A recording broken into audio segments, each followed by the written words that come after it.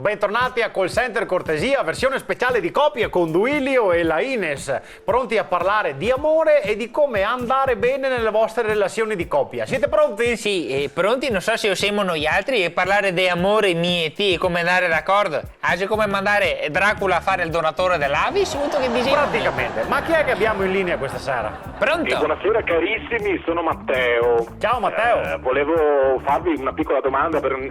È vero che ci sono dei test per misurare l'affinità di coppia? Anche Mazza? Non so. Anche Mazza? Sì. E mi sapete dire qualcosa in più perché non sono molto pratico? Casualmente ne ho uno qua, ci sono proprio dei test, la scienza ci viene incontro, che servono proprio a misurare l'affinità di coppia. Cioè se la coppia finisce? No, se è a fine, no che finisce, a fine.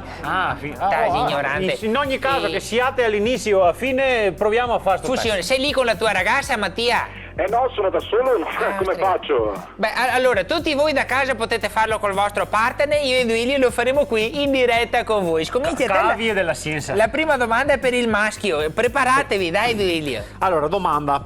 Per rendere più eccitante l'atto sessuale con tua moglie, Oh. A. Le chiedi di vestirsi da infermierina sexy. B. Apri le tende così qualcuno potrebbe spiarvi. C. Cospargi la stanza di petali. Però per rendere più eccitante l'atto sessuale con te, io direi D. Cioè? Stu a luce. E domanda per lei, preparatevi. Se il tuo uomo cercasse di fare l'amore in un posto insolito, come reagiresti? A. Lo assecondo. B. Dipende dal momento. C. Mi nego.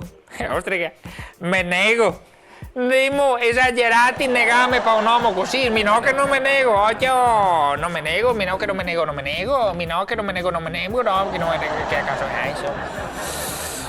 Dopo una notte d'amore, A. Fate una doccia assieme. Anche prima potresti farti a te volte. B. Le chiedi di ricominciare. C. Le porti la colazione a letto. Che ora fai tu, amore? Ciao, dopo una notte d'amore. Sono tre risposte difficili e tutte e tre possibili, Dai, ma... dimmi cosa fai dopo una notte d'amore. Io dico. Dimmi. Dopo una notte d'amore, risposta D. Cioè? Torno a casa, se no Ines si preoccupa. Guarda quanto caro che te sei. Guarda, Duilio delle volte vorrei che te fossi Giacomo Leopardi. Un grande poeta. No, morto 200 anni fa. Arrivederci. Arrivederci.